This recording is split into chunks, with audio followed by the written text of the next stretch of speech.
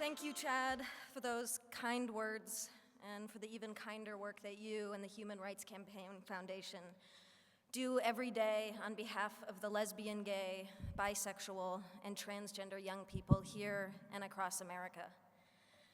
It is such an honor to be here at the inaugural Time to Thrive conference, but it's a little weird too. Here I am in this room because of an organization whose work that I deeply, deeply admire. And I'm surrounded by people who make it their life's work to make other people's lives better, profoundly better. Some of you teach young people. Some of you help young people heal and to find their voice. Some of you listen. Some of you take action. Some of you are young people yourselves, in which case it's even weirder for a person like me to be speaking to you. It's weird because here I am, an actress representing, at least in some sense, an industry that places crushing standards on all of us. And not just young people, everyone. Standards of beauty, of a good life, of success. Standards that I hate to admit have affected me. You have ideas planted in your head, thoughts you never had before, that tell you how you have to act, how you have to dress, and who you have to be.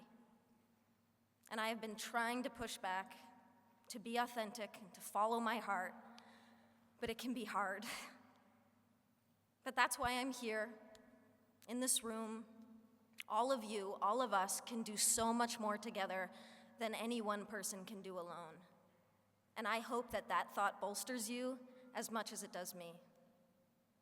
I hope that the workshops you go to over the next few days give you strength, because I can only imagine that there are days when you've worked longer hours than your boss realizes or cares about just to help a kid who you know can make it. Days where you feel completely alone, undermined, or hopeless. And I know that there are people in this room who go to school every day and get treated like shit for no reason. Or you go home and you feel like you can't tell your parents the whole truth about yourself. And beyond putting yourself in one box or another, you worry about the future, about college, or work, or even your physical safety. And trying to create that mental picture of your life, of what on earth is going to happen to you, can crush you a little bit every day. And it is toxic and painful and deeply unfair. And sometimes it's the little insignificant stuff that can tear you down. Now, I try not to read gossip as a rule, but the other day, a website ran an article with a picture of me wearing sweatpants on the way to the gym. And the writer asked, "Why does this petite beauty insist upon dressing like a massive man?" Because I like to be comfortable.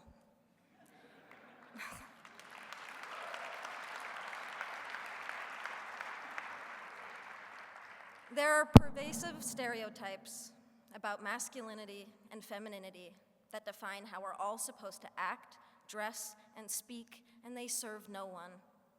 Anyone who defies these so-called norms becomes worthy of comment and scrutiny, and the LGBT community knows this all too well. Yet there is courage all around us. The football hero, Michael Sam, the actress, Laverne Cox, the musicians, Tegan and Sarah Quinn, the family that supports their daughter or son who has come out.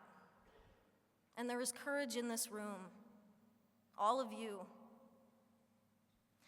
And I'm inspired to be in this room because every single one of you is here for the same reason. You're here because you've adopted as a core motivation the simple fact that this world would be a whole lot better if we just made an effort to be less horrible to one another.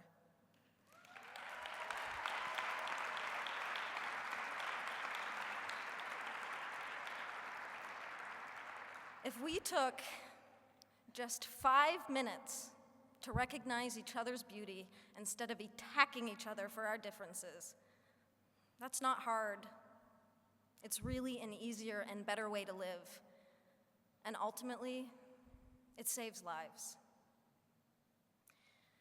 Then again, it can be the hardest thing,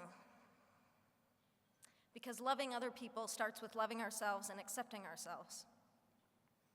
And I know many of you have struggled with this, and I draw upon your strength and your support in ways that you will never know. And I am here today because I am gay. And because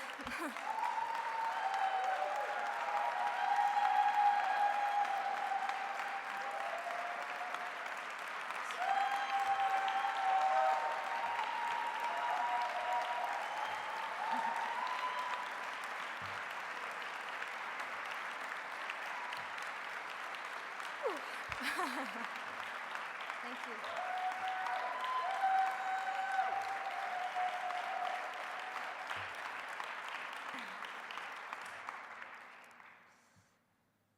And because maybe I can make a difference to help others have an easier and more hopeful time. Regardless, for me, I feel a personal obligation and a social responsibility. I also do it selfishly because I'm tired of hiding, and I'm tired of lying by omission.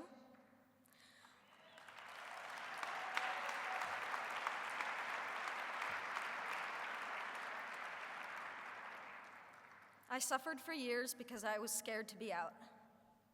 My spirit suffered, my mental health suffered, and my relationship suffered. And I'm standing here today with all of you on the other side of that pain.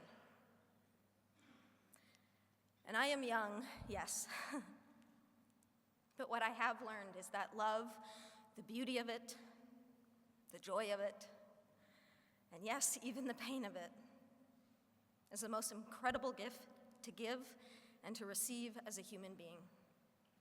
And we deserve to experience love fully, equally, without shame and without compromise. There are too many kids out there suffering from bullying, rejection, or simply being mistreated because of who they are. Too many dropouts, too much abuse, too many homeless, too many suicides. You can change that, and you are changing it. But you never needed me to tell you that. And that's why this was a little bit weird.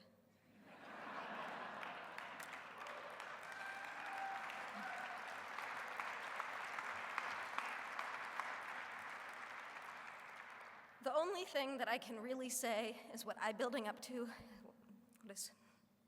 is what I have been building up to for the past 5 minutes. Thank you. Thank you for inspiring me. Thank you for giving me hope. And please keep changing the world for people like me. Happy Valentine's Day. I love you.